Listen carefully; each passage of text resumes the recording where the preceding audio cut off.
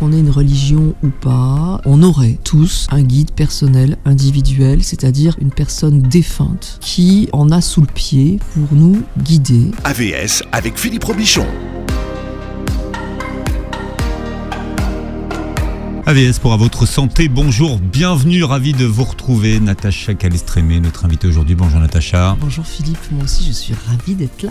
Vous êtes la bienvenue, vous êtes journaliste, auteur de best-sellers, La clé de votre énergie et Trouver ma place. Oui. 2 ovnis dans votre carrière. C'est un peu ça. Voilà, qui ont fait de vous un des auteurs les plus vendus chaque année où il est sorti.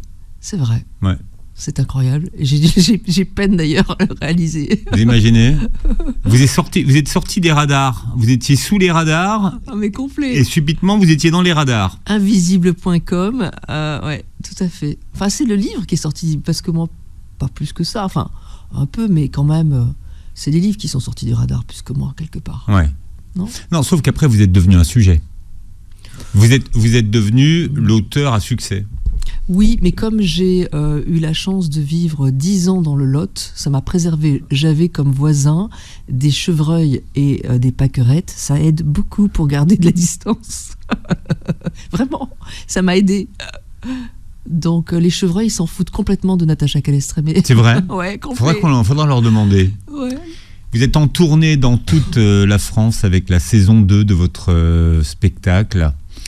Les clés de votre énergie. Alors c'est un spectacle inédit, il faut rendre à Mathieu Johan qui gère votre communication, cette vision qu'il a eue un jour, il vous a dit un jour tu feras de la scène. Oui, c'était il y a 3 ans. Alors c'était un rêve qui était en moi, mais je n'osais pas franchir le pas. Et il y a 3 ans, il me dit Natacha, je te vois faire de la scène. Et là, ça agit un peu comme un sésame. Vraiment, je me suis dit, mais si Mathieu, qui a des fulgurances, qui est très intuitif et en qui j'ai une confiance aveugle, c'est un homme tellement généreux, extraordinaire, me dit ça, eh bien, voilà, je me suis dit, du coup, c'est possible. Malgré tout, il y avait beaucoup de peur et j'ai mis plus d'1 année avant d'y arriver, à franchir le pas, à trouver un producteur, à écrire les 14 pages que j'ai dû apprendre par cœur, à aller solliciter Véronique Gallo à la mise en scène. Je ne sais pas si vous voyez qui c'est une humoriste belge. Elle est géniale. On se suivait mutuellement sur les réseaux et on s'est rencontrés. Et il y a eu quelque chose comme ça, d'évident. Et je lui dis, je cherche quelqu'un pour me coacher. Elle me dit, mais c'est mon travail, je fais ça en plus de la scène. Je dis, vous voudriez faire ça pour moi ? Oui, complètement. Et elle est venue, elle s'est installée chez moi. Alors là, pour la petite anecdote, ce qui est rigolo, c'est que avant la saison 1, quelques semaines avant, elle vient justement pour me coacher. À un moment donné, elle me dit tu penses que tu es à combien au niveau de ta voix, du port de ta voix ? Je dis je pense que je suis à 80%. Elle me dit tu es à 30%. Je dis quoi ? Elle me dit oui. Elle me dit si tu portes pas plus ta voix, ça va obliger les gens à venir vers toi et ça va les fatiguer. J'ai appris un métier, Philippe, et à tel point que ça m'a fait oublier tout mon texte. C'est-à-dire que j'avais pas assez de place dans mon cerveau, n'est-ce pas ? Et donc, du coup, le fait d'apprendre des choses tellement nouvelles, j'ai oublié une partie de mon texte. On était à 10 jours de la première, panique à bord, totale. Et là, mais je suis presque en larmes. Et heureusement, j'ai ma sœur jumelle, Lydie Castel, qui me connaît très, très, très bien, forcément, et qui elle sent que je suis en panique. Je lui dis, j'ai tout oublié, c'est l'horreur. Et elle va pour faire la sieste, et puis elle m'a dit, Natacha, elle va pas bien. Elle prend sa voiture, elle me retrouve. Elle m'a un peu coachée, elle m'a dit des choses un peu... On faisait de l'athlétisme à une époque, il y a 200 ans, et elle m'a dit des choses un peu sous le mode sportif et tout. Elle me dit, c'est ta mission, tu dois y aller, ne doute pas, etc. Ça m'a reconnecté, et puis c'était bon. C'est un spectacle, c'est pas une conférence. Oui, c'est ça qu'il faut comprendre. C'est pas des conférences, vous en aviez fait, voilà. Voilà. Mais là, c'est un spectacle. C'est un spectacle d'1 heure et demie. Et vous parliez de la voix, mais il faut que les gens qui sont au fond vous entendent de la même façon que ceux qui sont devant. Donc complètement. C'est un spectacle d'1 heure et demie dans lequel je partage le fruit de mon expérience avec un peu d'autodérision. J'aime beaucoup qu'on rigole à mes dépens, donc on rit un peu. Et puis j'aborde en refait les sujets. Quelles sont les situations et les personnes qui nous prennent de l'énergie? Déjà, prendre conscience de ça, ça aide énormément à se préserver. J'explique comment la récupérer. Et surtout, je parle ensuite de ce que le professeur de psychiatrie Jacques Besson appelle les névroses de civilisation, c'est-à-dire l'addiction, la dépression et l'agressivité. Parce qu'en fait, ces troubles du comportement, malgré l'excellence et le progrès de notre médecine, elles sont en progression constante dans le monde entier. Et donc, si on observe la dépression, l'agressivité et l'addiction sous la forme de la perte d'énergie, on peut comprendre beaucoup de choses. Et ensuite, je propose un exercice pour comprendre ce que Freud appelait les loyautés familiales, c'est-à-dire les épreuves que notre famille a vécues avant nous et qui peuvent impacter notre vie. Et on fait un petit rituel inédit pour s'en libérer. Et un deuxième rituel, on finit le spectacle sur un rituel pour retrouver notre pleine puissance. Et même on danse pour avoir un max d'énergie.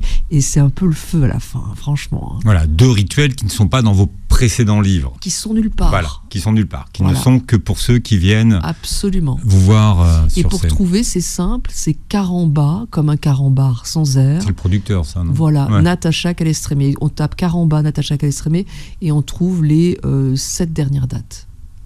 Les villes où vous produisez. Voilà. Et c'est là qu'intervient Johnny Hallyday, dont vous rêvez le jour de l'anniversaire de sa mort. Johnny Hallyday que vous ne connaissiez pas plus que ça d'ailleurs. Hein. Complètement. Ça, c'est incroyable. Parce que votre livre, dont on va parler aujourd'hui, c'est un livre sur l'aide à la décision. Et donc vous demandez à votre guide de vous envoyer quand même un signe. C'est ça. Et il vous envoie Johnny. Ouais, c'est incroyable. Donc effectivement, c'est un livre pour l'aide à la décision, parce que c'est parfois pas évident de prendre des décisions. On sait que quand on demande à des gens, on a autant d'avis finalement que de personnes à qui on a sollicité. Et puis finalement, je me demande encore si je dois le faire avec Caramba, si je me lance ou pas, et je demande à mon guide effectivement un signe. Un signe pour y aller ou pas. Et je rêve, au bout de 3 jours, je rêve de Johnny Hallyday. On est le 5 décembre de mémoire. Ouais, c'est le 5 décembre. Il y a 3 ans. Oui, il y a 3 ans. Et non, il y a 2 ans du coup, forcément. Bon, oui, il y a 2 ans. Et je rêve de lui. Dans le rêve, on se parle, on se tutoie. Il me présente des producteurs hyper sympas et tout. Et puis à un moment donné, il regarde mon bras et il me dit « Tu as une tache ». Bon. Et je me réveille vraiment d'un coup comme ça. Je me dis, avec l'impression vraiment d'avoir rencontré Johnny. Ça me trouble. Je sais pas si vous avez...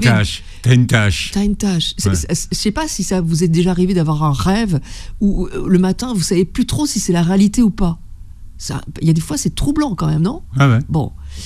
Et puis, je vais à Paris, ce jour-là, je suis dans le train, je scrolle sur Internet et je tombe sur les derniers mots. C'est Jean-Claude Camus, le producteur de Johnny Hallyday, un article qui dit les derniers mots fous que Johnny Hallyday a dit à Jean-Claude Camus, son producteur. Comme j'ai rêvé de lui, je regarde. Et là, Jean-Claude Camus raconte qu'il est auprès de Laetitia, qui lui dit « Il va mourir, va le voir ». Il hésite un peu, il y va. Il lui dit « Tu vas remonter sur scène, t'inquiète pas, ça va être à fond ». Alors qu'il est allongé, il y a, je crois, 2 jours de mourir. Et puis, Johnny ne l'écoute pas, regarde son ventre, son pull, et lui dit « Tu as une tache ». Là, je me dis, mais c'est quoi ce truc? Il a dit à Jean-Claude Camus les mots qu'il m'a dit dans mon rêve. Alors là, moi, je suis choquée. Voilà. Et comment vous l'interprétez alors? Je ne l'interprète pas, je ne comprends pas. Ouais. J'en parle à ma sœur, elle me dit c'est bizarre et tout. Bon, j'arrive à Paris, je vais dans un petit bistrot qui est tout le temps blindé. Ce soir-là, il n'y a pas un chat. Du coup, je parle avec le patron et jamais je fais ça. Je l'ai vu 3 fois, le gars. Et je lui raconte mon rêve, le truc n'existe pas. Bon. Il me dit, ah oui, c'est surprenant. Il me dit, mais Johnny, il est mort il y a quoi, 3 ans, 5 ans, 7 ans? Et je lui dis, j'en sais rien du tout. Il prend son téléphone, il regarde. Et il me dit, mais là, je le vois, mais sa bouche se décroche. Et il me dit, mais il est mort il y a 5 ans, le 5 décembre. Et il me dit, c'est aujourd'hui l'anniversaire de la mort de Johnny. Je dis, quoi? Mais si le gars ne regarde pas, je réalise pas. J'interprète toujours pas le truc. Ouais. Je me couche, je me dis, mais c'est quoi ce truc ? J'ai toujours pas réalisé que j'ai demandé un signe. Bon, le matin, je me réveille. En petit déjeunant, je scrolle à nouveau. Oui, c'est une maladie. Et je tombe sur une chanson de Johnny qui dit tu viendras dans tes rêves qui rendent heureux. Je sais pas si vous l'avez. Non, vous l'avez pas ? Non. Bon, j'ai pas la ref. Ouais, c'est incroyable. Je la connais pas cette chanson. Je l'avais jamais entendue. C'est une chanson très courte. Franchement, et je tombe sur une vidéo qui est prise par un de ses neveux, paraît-il. Enfin, de ce que je comprends. Où il est en béquille, il marche, et c'est je viendrai dans tes rêves pour rendre tes jours les plus beaux de tes jours. Enfin, un truc hyper auspicieux où il me dit je viendrai dans tes rêves et puis tout se transformera comme par magie et ça sera merveilleux. Et je me dis, mais il est arrivé dans mes rêves, c'est quoi l'histoire ? Je rappelle ma sœur, elle me dit, mais t'es connecté à Johnny ? Je dis, mais non, mais il est mort, qu'est-ce que j'en fais ? Bon, j'ai rendez-vous avec une journaliste du Figaro ce matin-là, je lui raconte le rêve. Et c'est déjà improbable de raconter à la fille du Figaro mon rêve et tout ça, quoi. Et c'est elle qui me donne la clé, en fait. Elle me dit, mais et si une tâche, ça s'écrivait comme une tâche... une mission. Avec un accent circonflexe. Avec l'accent circonflexe. Ouais. Et elle me dit, tu as une tâche, tu as une mission à mener à bien. Et je lui dis, mais oui, ça me parle. Et j'appelle Adeline Blondiot, qui était l'ex de Johnny, qui est une amie. Et je lui dis, est-ce que ça te parle ? Elle me dit, mais attends, ma cocotte, elle me dit, Johnny, c'était quand même le roi de la scène. On peut pas faire plus. Il me dit, il a innové. Il me dit, et toi, t'es la première à faire du développement personnel en scène, en mise en scène. Il me dit, fonce. Et donc, j'ai à ce moment-là, parce que je suis un peu dur de la feuille, on dirait, compris que mon guide me disait, touchous, on y va. Et vas-y, j'ai donc signé, voilà. C'est validé. Ouais, exactement. Avec Natacha Calistremé qui est là ce matin pour nous parler de Plus jamais seul, l'expérience chez HarperCollins. Alors l'expérience, c'est votre expérience. Oui. Protocole numéro 11 pour ceux qui ont lu vos précédents livres. Wow, je reconnais le professionnel. Non, c'est pas le protocole. Si, c'est le protocole. Alors l'expérience, elle est dans le livre. Ouais. Vous l'avez déposée. Ouais. C'est-à-dire que vous pouvez la faire, mais il faut la faire comme c'est écrit. Voilà. Et puis, si les gens le citent, c'est important de citer le nom du livre, donc Plus jamais seul, le nom de l'éditeur, HarperCollins, c'est mon nom, Natacha Calistremé. Mais je peux effectivement dire en quoi ça consiste. J'y vais ? Ouais. Je sais même pas s'il faut spoiler. Alors, ouais. Non, parce que j'ai vu plein de vidéos où vous la faites, l'expérience. Ouais. Vous la faites. Ouais. Voilà. Alors, je précise que en fait, qu'on ait une religion ou pas, on aurait tous un guide personnel, individuel, c'est-à-dire une personne défunte qui en a sous le pied pour nous guider. Et moi, en tant que journaliste, j'ai rencontré des sagesses ancestrales, comme on les appelle, c'est-à-dire au Pérou, en Namibie, en Australie, au Kenya, un peu partout, Brésil, même Amérique du Nord, bon voilà. Et en fait, eux, Afrique beaucoup, quand ils ont un souci, une décision à prendre, un conflit, ils se réfèrent aux sagesses des défunts, un défunt grand-père, un ancêtre, ou un sage défunt, un esprit bienveillant qui est là pour nous guider. Eux, c'est systématique. Nous, on a oublié tout ça. C'est même, ça paraît complètement farfelu. Aujourd'hui, on fait ChatGPT plutôt, mais on va pas. Les gens préfèrent se référer à l'intelligence artificielle plutôt que de se référer à ce qui est utilisé depuis la nuit des temps, partout à travers le monde. Et moi, au départ, chaque fois que je veux m'intéresser à un sujet, je demande à l'univers un peu en disant merci de mettre sur mon chemin le sujet qui sera porteur, etc. Et donc avant c'est ce qu'on faisait, on dit j'ai demandé à l'univers, c'est ça, voilà, c'est comme ça qu'on disait, c'est ça, ouais. C'est exactement ça, ouais. Et bizarrement je m'intéresse à la mortalité des abeilles, j'interviewe des chercheurs dans le monde entier, 11 mois plus tard, il y a une hécatombe des hyménoptères, donc des abeilles, partout dans le monde. Donc je vais être la première à pouvoir proposer un documentaire sur France Télévisions. Je m'intéresse à l'autisme. 4 mois plus tard, ça devient une grande cause nationale. Je m'intéresse à la maladie catarrhale du mouton par un entrefilé que je lis dans Le Monde. Je crois 2 mois plus tard, il y a 31 000 cas d'élevage partout dans le monde qui sont touchés par cette maladie. Chaque fois, on va dire, j'ai le nez. Il y a l'autisme, enfin bon, voilà. vous prenez plein d'exemples, mais, Voilà. mais pourquoi ça ne serait pas de l'intuition ? Une intuition que vous avez développée avec l'expérience, le terrain. L'intuition, je pense que ça se repose quand même beaucoup sur l'expérience. Or, moi, que ce soit l'autisme, les pesticides, les abeilles, etc., les perturbateurs endocriniens, quand je décide de m'y intéresser, je n'y connais rien. Donc je me dis, ça ne peut pas venir de moi. Ça vient pas ça de peut vous. pas. Donc, et c'est une réflexion de mon producteur un jour qui me dit, Natacha, tu as trop de chance. Chaque fois que tu t'intéresses à un sujet, ça devient un truc de fou. J'écris Les blessures du silence sur les systèmes de manipulation. L'affaire Weinstein sort 2 mois plus tard, à chaque fois. Donc je me dis, ça vient pas de moi. Et c'est pas de la synchronicité non plus.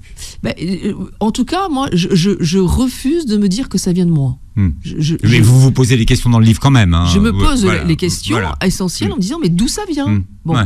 Et là, effectivement, je me souviens que dans le monde entier, on se réfère aux esprits des défunts. Je me dis, et si c'était ça ? Et j'en parle à une amie, médium, qui me dit, bah oui, c'est ton guide. Je dis, quoi, Kezako, le guide ? Elle me dit, écoute, on en a tous, plusieurs. Si c'est un défunt de notre famille, c'est un guide familial. Si c'est un défunt que l'on ne connaît pas, qui est attaché à nous par notre métier, notre passion, notre centre d'intérêt ou par un changement de métier, c'est un guide spirituel. Et si c'est Allah, Dieu, etc., eh bien, c'est un guide universel, capable de s'occuper de plusieurs en même temps. Et ça peut être aussi un animal totem. Donc il y a plusieurs, c'est ce que vous expliquez clairement dans le livre, c'est qu'il y a plusieurs catégories de guides. Exactement. Et on peut avoir plusieurs guides. Absolument. Voilà. Et ça ne s'oppose pas. Ça ne s'oppose pas. Et la chose troublante, c'est que finalement, parce qu'on pourrait dire, moi j'affirme ça, mais pour qui il se prend pour raconter ce truc-là ? Moi, j'ai pas la preuve. Je suis pas allé monter au ciel, revenu. Je veux dire, c'est ma conviction, mais vous y croyez pas très bien, vous y croyez très bien. La seule chose que je peux dire, Philippe, c'est qu'aujourd'hui, un médicament, il reçoit une autorisation de mise sur le marché, statistiquement parlant, quand il est fait plus de 60% comparé à une substance neutre, ce qu'on appelle un placebo. Ouais. Voilà. Donc aujourd'hui, la statistique, elle fait foi. Bon. Et si, grâce à ce rituel que je propose pour trouver le prénom de notre guide, chaque fois que qu'on le fait, on tombe sur un prénom, statistiquement parlant, il se passe quelque chose. Et donc, moi, je dis que statistiquement parlant, ça valide l'expérience. Et c'est vrai que je l'ai présenté un peu partout et que j'ai eu des dizaines de milliers, pour pas dire des centaines de milliers de témoignages. Il y en a beaucoup dans le livre, de personnes qui ont fait le test et qui m'ont dit, je suis tombé sur le prénom de mon papa défunt, je suis tombé sur le prénom de ma grand-mère qui m'a élevé, qui est défunte, je suis tombé sur un prénom qui ne m'évoque rien. Je dis n'importe quoi, par exemple, Robert. J'ai pas de Robert dans ma famille, donc c'est un guide spirituel. Et voilà.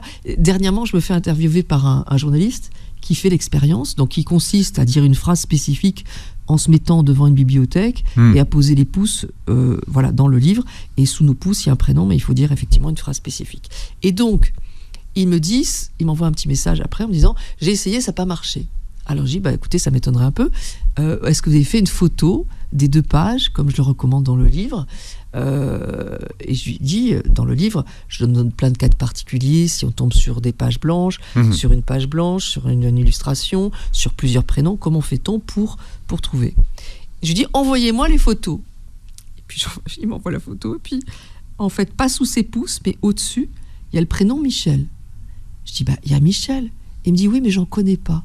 Je dis, mais c'est pas parce que vous êtes déçu de ne pas être tombé sur un prénom de votre famille défunt que je dis, vous êtes tombé sur un prénom, Michel. Et je dis, regardez ce qu'il y a sous vos pouces. Et là, Il y a les lignes qui sont notées, c'était... il avait pris son micro, le déposé sur la table, et au lieu d'écrire, il l'enregistrait. Je dis, c'est précisément ce que vous avez fait.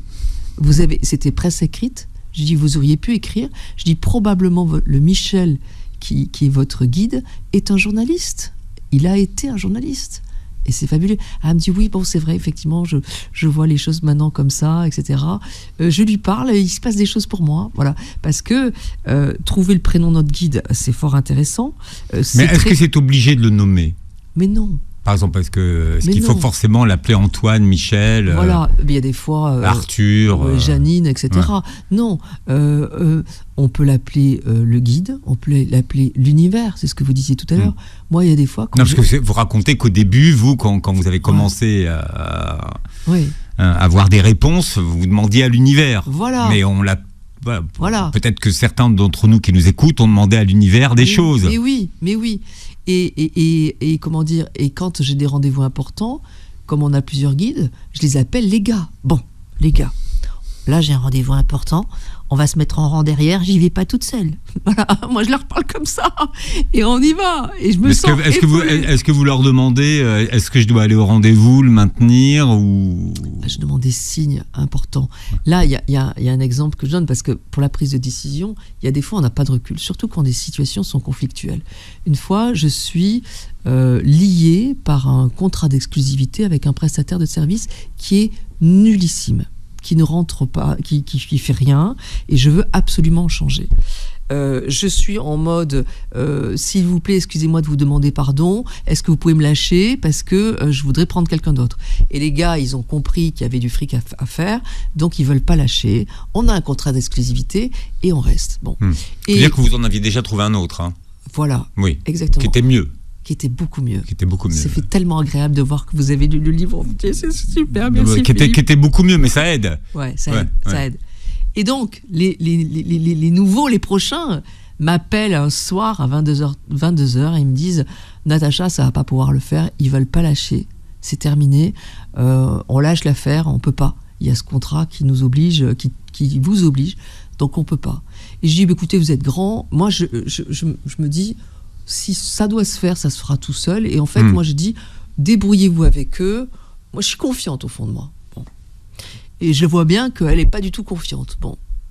Et donc, je raccroche. Et là, je dis à mon guide, bon, mon guide, s'il y a quelque chose que je dois faire, s'il te plaît, donne-moi des indications. Et puis, je vais me coucher. Et à 4h du matin, je me réveille avec une injonction, fais l'exercice du livre. Je descends à ma bibliothèque. Il est 4h du matin. Bon. Je me plante devant ma bibliothèque, je prononce la phrase, et puis sous mes pouces, là je tombe sur un polar en fait.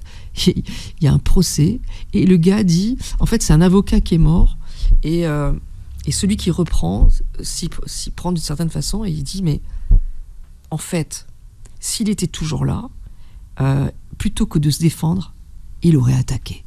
Et en lisant cette phrase, je me dis, mais ouais, je ne dois pas demander pardon, je ne dois pas me défendre, je dois attaquer. Et du coup, à 4h du mat, je prends un papier, je commence à écrire. Et je dis, voilà, vous avez fait tel manquement, ça c'est inconcevable, ça, en fait, le contrat, vous l'avez déjà rompu. Et avec tout ce que vous n'avez pas fait, vous m'avez fait perdre de l'argent, je vais vous attaquer. Parce que pour manquement. Bon, j'envoie à 9h le mail, après l'avoir relu quand même. Et pas à 4h du matin quand même. Non, il faut pas parce que ça fait harcèlement là. Ouais. Et puis c'est surtout, la nuit tout prend des proportions. Donc bon, il faut laisser. Donc à 9h du matin, je relis, je me dis, bah c'est pas si mal. Je l'envoie, et à midi, les nouveaux m'appellent, me disent, Natacha, je sais pas ce qui s'est passé. Parce qu'elle sait pas que je suis intervenue. J'ai dit, je ferai rien. À midi, elle m'a dit, ils ont lâché sur tout. Et c'est bon. Et donc j'ai pu signer avec les autres. Donc ça, moi l'attaque, c'est pas mon système. Oui, vous êtes passé de la défense à l'attaque. Alors que c'est pas mon mode de fonctionnement. Ouais. Donc ça peut vraiment être utile. Il y a un autre exemple qui est troublant, que j'aime beaucoup, qui parlera beaucoup à certaines mamans. C'est que c'est un couple qui part en Normandie, je crois, et qui laisse son gamin de 16 ans qui est tranquille, qu'un gamin gentil et qui fait rien. Et voilà. Et quand il rentre le dimanche, il y a des cadavres de bouteilles dans la baignoire. Il est en train de nettoyer les traces de coca sur les murs. Le frigo a été dévalisé. Il s'est passé une fête de ouf.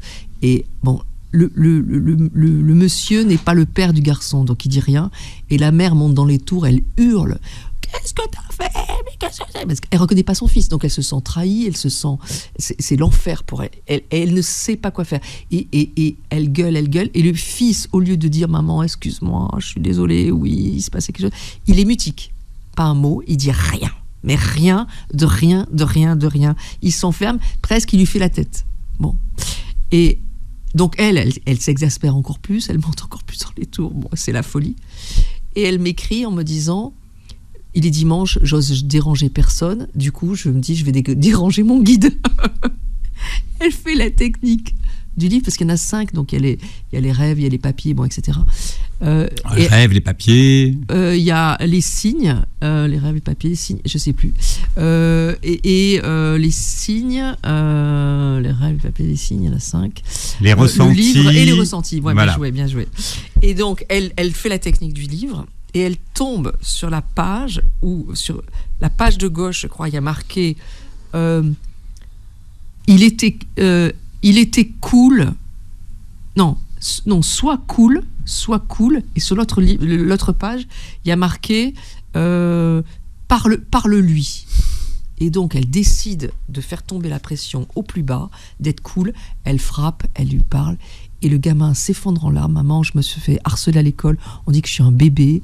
Et donc, j'ai voulu montrer que je n'étais pas un bébé. Et tout s'est résolu. Voilà, plus jamais seule l'expérience. Natacha Calestrémé, notre invitée, pour nous parler de son nouveau best-seller, Cher Porcoline. On parlait des guides tout à l'heure. Comment choisir ? Non, parce que c'est les guides qui nous choisissent et non pas l'inverse. Absolument.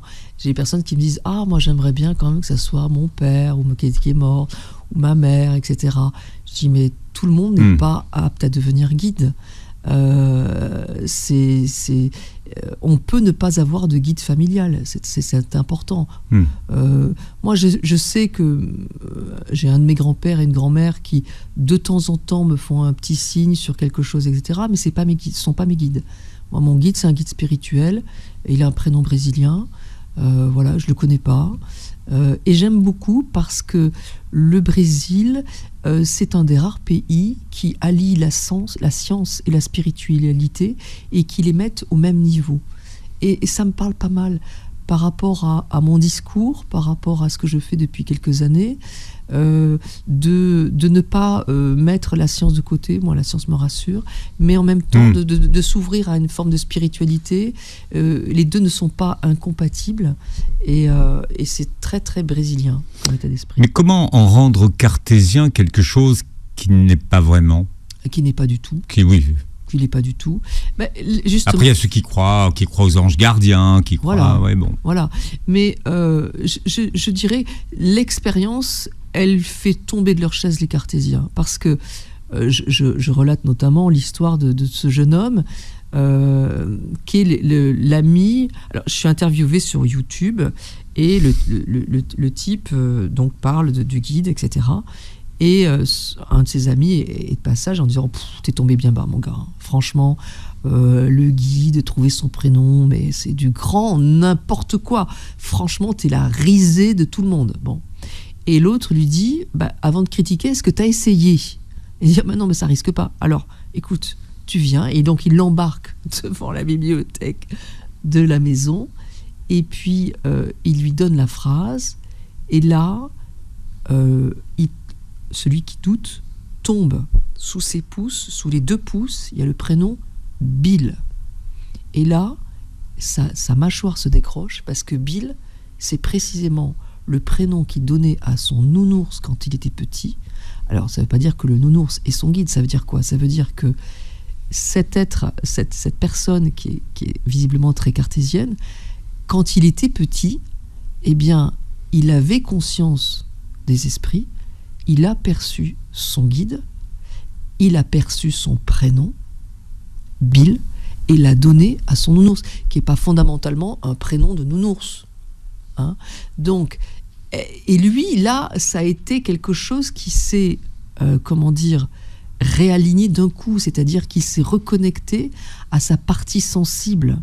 Et c'est là où finalement, les personnes qui critiquent sans avoir fait l'expérience ou sans avoir lu ce que j'écris, etc., je dirais c'est dommage, parce que c'est un terme, on appelle ça l'ultra-crépidarianisme, c'est-à-dire l'art finalement d'évoquer des choses dont on ne connaît rien. Bon, c'est mieux si on s'intéresse d'abord avant de se faire une opinion, je pense. Et faire l'expérience, ça permet de se faire une opinion. Et puis ça peut être très utile. Je cite également le cas de ce monsieur très cartésien qui assiste à un de mes ateliers, et il est là, donc c'est à l'époque où je donnais des ateliers, j'en donne plus, mais il est là parce qu'il attend une greffe de rein depuis 3 ans. Et je lui parle d'énergie, qui est le sujet de mes précédents bouquins, etc. Enfin, il y a 30 personnes, je sens que ça rentre par une oreille, ça ressort par l'autre. C'est qui cette folle, en gros, si je résume. Bon. Sauf qu'à la fin de l'atelier, j'évoque le guide et la technique pour trouver le prénom du guide. Ça le perturbe un peu. Il se dit, qu'est-ce que je risque à essayer ? Je vais perdre 5 minutes de mon temps, rien de plus. Il rentre chez lui, il fait l'expérience. Sous son pouce gauche, il y a un prénom, Pierre. Sous son pouce droit, il y a un autre prénom, Henri. Et Pierre-Henri, c'est le nom complet, le patronyme complet de son grand-père qui est mort. C'est tellement hallucinant, statistiquement parlant, de tomber là-dessus, qu'il s'autorise à y croire. Il demande à son grand-père, qui est donc son guide familial, de l'aide. Et le lendemain, le CHU de Rennes l'appelle à 20h le lendemain pour un greffon compatible. Cette histoire, elle m'a été racontée par un notaire qui était là lors de l'atelier et qui avait fait venir cet homme. Donc, ce que je veux dire, c'est par un notaire, c'est digne de foi. Donc, c'est assez incroyable. Même si vous le dites, vous l'écrivez dans votre livre, vous ne cherchez à convaincre personne. Oui, je cherche à convaincre personne. C'est important de le préciser, voilà, parce que moi, je ne suis pas chamane, je ne suis pas médium, j'entends pas quoi que ce soit. La technique pour trouver le prénom de guide, je l'ai inventée parce que, justement, à partir d'expériences qui existaient, parce que justement, cette personne médium qui m'avait dit, c'est ton guide au départ, eh bien... Alors, c'est Maud Christen. Voilà, tout à fait. Et eh bien, je n'avais pas, moi, le moyen d'entendre quoi que ce soit, donc je ne savais pas comment faire. Moi, je partage cette expérience parce que je suis convaincue que ça peut être utile. Et que, à l'heure des décisions, on a beau être extrêmement entouré, si on décide par exemple d'acheter une voiture à tel moment plutôt qu'à un autre, de vendre un appartement à tel moment plutôt qu'à un autre moment, cette décision, on va devoir la prendre. Au départ, moi je pensais seule. Voilà. Et si on peut avoir un petit coup de pouce pour avancer sur notre mission de vie, pour que le guide puisse justement nous guider, c'est précieux. Et donc c'est bien parce que je suis convaincue que ça peut aider les gens que je partage ça, mais effectivement pas pour convaincre les gens, parce que moi ça me fait plutôt plaisir de voir que les personnes sont très dubitatives, vont faire l'expérience en se disant oui, bon. On va voir. Qu'est-ce qu'elle raconte ? On va voir si ça marche. Et puis, il faut 2 pouces, accessoirement une bougie. Absolument. Bon. Et puis finalement, c'est le choc.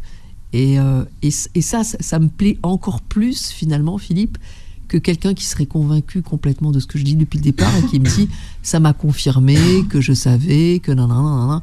C'est super, mais j'ai même des témoignages que j'ai reçus, parce que j'en reçois là tous les jours. Alors attendez, ça c'est intéressant. Alors, il y a beaucoup de témoignages que vous partagez dans votre livre. Oui, ma grand-mère s'appelait Baba. On l'appelait Baba ou Babouchka. Mes pouces sont tombés sur le prénom Kubaba. Au début, j'ai pas compris. Puis si on enlève le Q, ça donne Baba. C'était clair. J'ai demandé confirmation quand même, toujours avec la même technique, et je suis tombée sur le prénom Maya. J'ai tout de suite compris que Maya, ça veut dire la mienne en russe. Du coup, c'est bien ma grand-mère. J'ai demandé au guide de me donner le prénom d'un autre de mes guides et je suis tombée sur Jeanne Poisson, la marquise de Pompadour. J'ai redemandé si c'était bien la marquise de Pompadour et mes pouces sont tombés sur sa photo en pleine page dans un autre livre. La probabilité, elle est incroyable. Après, une autre personne, Anne. Mon pouce gauche a désigné le prénom Colette, qui pour moi ne signifie rien. Comme je lis en ce moment Plus jamais seule, j'ai tenté quelques recherches sur le net. Aucune info sur l'auteure française ne me parlait. Donc je cherche du côté de la Sainte. Et là, stupéfaction, je découvre qu'elle est fêtée le 6 mars. Le 6 mars 2025, nous avons dû nous séparer de notre Golden Retriever qui souffrait d'une hémorragie interne. Sa perte a été un déchirement pour nous et depuis, elle est dans mes pensées chaque jour. De plus, le livre pris au hasard était la BD Ratatouille tirée du dessin animé. Or, notre Nala en surpoids était une vraie gourmande qu'on appelait parfois Ratatouille. Et c'est incroyable. J'ai les frissons rien d'y penser. Une autre dame. Alors c'est un signe, hein, les frissons, souvent. Oui, moi c'est incroyable. Cette histoire, elle est magnifique. Je relis, alors je ressens rien. Je lis les pages, je ressens rien en particulier. Je reviens un peu plus tard, je relis les pages, tout s'éclaire. D'un coup, je tombe sur le mot les collégiens. Il n'y a pas de prénom. Et je me sens une immense émotion me serrer la poitrine. Je porte mes mains au visage, j'ai du mal à y croire. Mon meilleur ami du collège, Alexis, s'est tué dans un accident de voiture lorsqu'il avait 19 ans. Je poursuis le texte. Je remarque le mot « être sur écoute ». J'ai plein de frissons. Je lui demande si c'est bien Alexis. Il me renvoie un autre livre. Mon pouce gauche tombe sur Mimi. C'était une de nos très bonnes amies au collège. Cela m'a sidéré. Et des histoires comme ça, Philippe, j'en reçois tous les jours. Ça, c'est impressionnant. Et vous voyez, au-delà même de l'aspect témoignage, je dirais, il y a des personnes, des femmes et même des hommes, qui ont perdu un enfant, une fausse couche, une interruption de grossesse, et qui n'arrivent pas à s'en remettre. Moi, j'ai des femmes qui me disent, ça fait 20 ans que j'ai perdu mon bébé, je suis toujours en deuil. 20 ans de souffrance. Elle me dit, je fais le rituel pour trouver le prénom de mon guide, et je tombe sur Jeanne, le prénom que j'avais donné à cet enfant décédé à la naissance. Elle m'a dit, ça me donne l'émotion. Elle m'a écrit, elle m'a dit, mais savoir que cette âme qui s'est incarnée de manière si courte est finalement mon guide, je vois plus du tout cet événement de la même manière. Et d'ailleurs, vous avez le livre, vous pouvez lire le premier témoignage au dos, la 4e de couverture. Cette expérience a réellement changé ma vie. Elle a diminué ma peine et mon chagrin en les changeant en joie et en compréhension. Voilà, c'est-à-dire que quand même, quand on vit quelque chose, la mort d'un enfant, qu'on se réalise que cet enfant finalement est un de nos guides, c'est juste, c'est du soin à l'état pur. Il y a quelque chose de l'ordre de l'apaisement, le soulagement. On se libère et ça c'est beau. J'ai une vieille dame, elle a 86 ans, elle s'occupe de son mari qui est, handicapé, il a un cancer, il a un continent, il est sur chaise roulante, c'est lourdissime, d'accord ? Elle est aidante, Et sa vie, elle n'a pas été drôle, parce qu'elle n'est toujours pas drôle là, parce que, elle a même été en dépression quand son mari était comme ça. Elle fait l'exercice. Elle tombe sur un livre de Jean-Jacques Rousseau. Elle me dit, je ne savais même pas qu'on l'avait. Elle me dit, sous le prénom de ma grand-mère.